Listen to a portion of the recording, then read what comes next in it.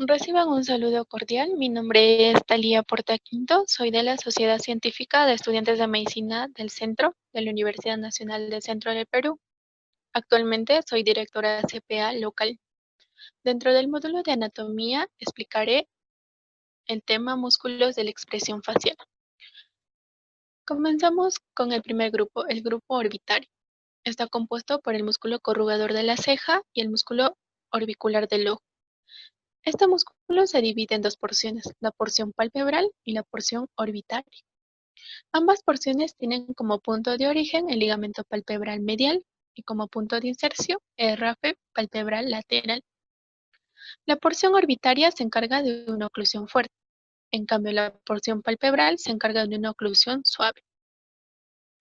El músculo orbicular del ojo también participa en el drenaje lagrimal. La contracción de este músculo nos da la señal de preocupación. Tenemos el músculo corrugador de la ceja, que tiene como punto de origen la porción medial del borde supraorbitario hasta la mitad de la piel de la ceja. Tiene como principal función el movimiento inferomedial. Su contracción de este músculo nos da la señal de la frente del pensador. Continuamos con el grupo nasal. Tenemos el músculo prócer, el músculo nasal y el músculo depresor del tabique. El músculo prócer tiene como punto de origen la raíz de la nariz hasta el entrecejo.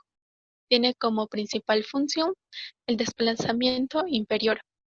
El músculo nasal se divide en dos porciones, la porción transversa y la porción alar.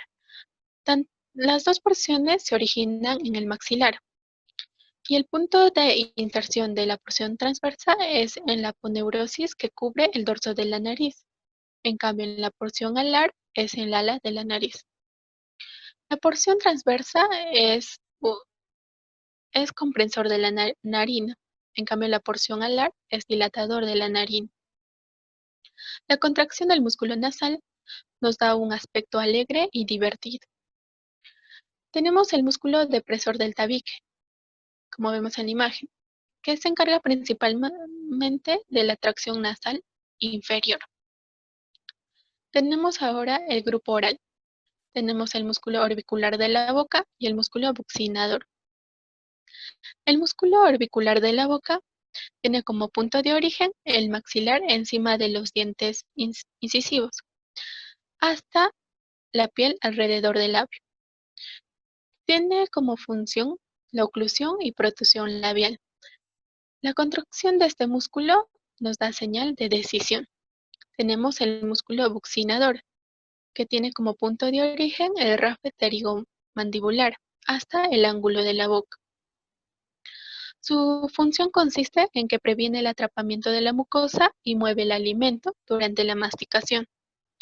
La contracción de este músculo nos da señal de satisfacción.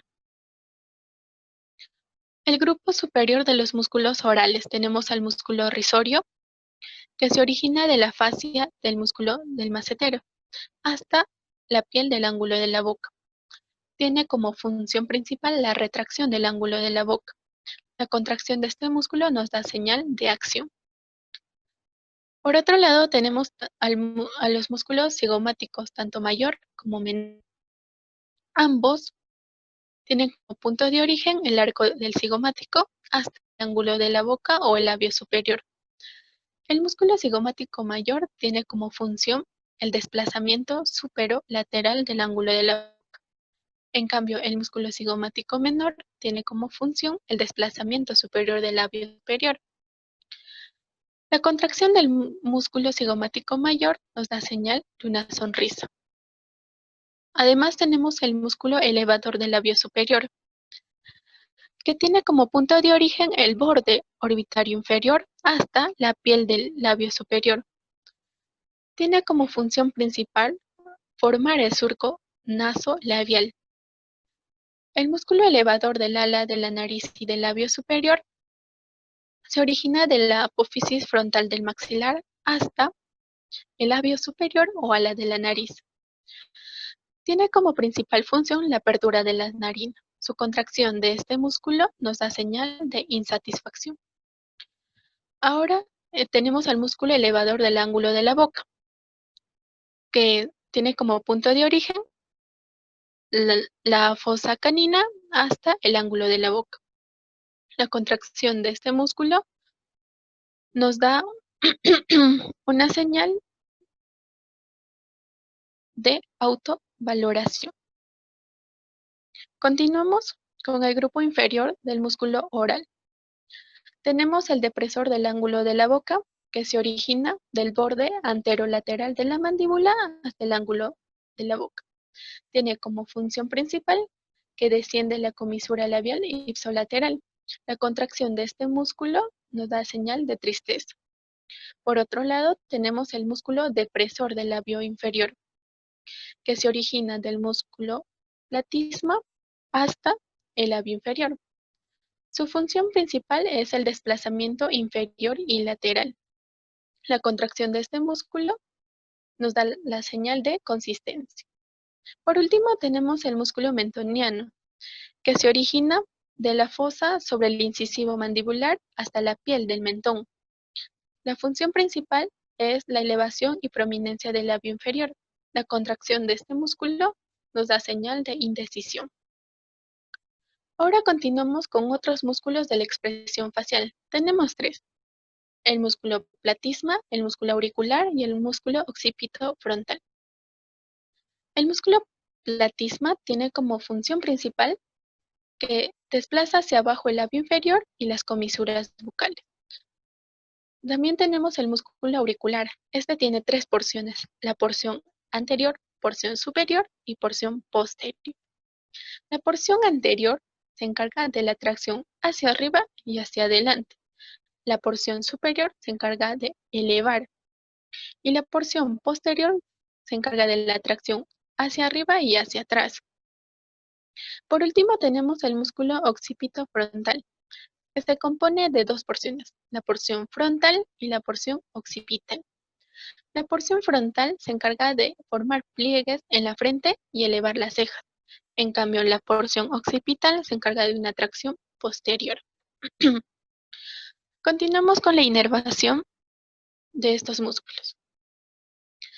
Tenemos el nervio facial con sus 5 ramas. Tenemos la rama temporal, la rama cigomática, la rama bucal, la rama mandibular y la rama cervical. Para que nosotros podamos recordarnos, tenemos que agrupar a los músculos con sus respectivas ramas del nervio facial. Por ejemplo, tenemos la rama temporal, que va a inervar al músculo occipito frontal, mayormente en la porción frontal.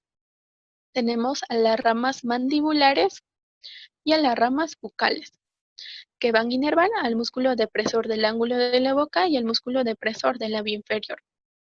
Tenemos a las ramas cigomáticas y a las ramas temporales, que nos van a inervar al músculo corrugador de la ceja y al músculo prócer. Por otro lado, tenemos la rama auricular posterior, que lo ubicamos por aquí, que va a inervar al músculo occipito frontal, mayormente en la porción occipital. Tenemos a las ramas cigomáticas y bucales, que nos van a inervar a muchos músculos. Entre ellos tenemos tanto al músculo cigomático mayor como menor, al depresor del tabique, al músculo elevador del ángulo de la boca, al elevador del labio superior, al elevador del ala de la nariz y del labio superior, al músculo nasal y al músculo orbicular de la boca. Ah, por ejemplo, las ramas tanto cigomáticas, bucales y mandibulares van a inervar al músculo orbicular de la boca. Bueno, chicos, les agradezco por su atención y eso es todo.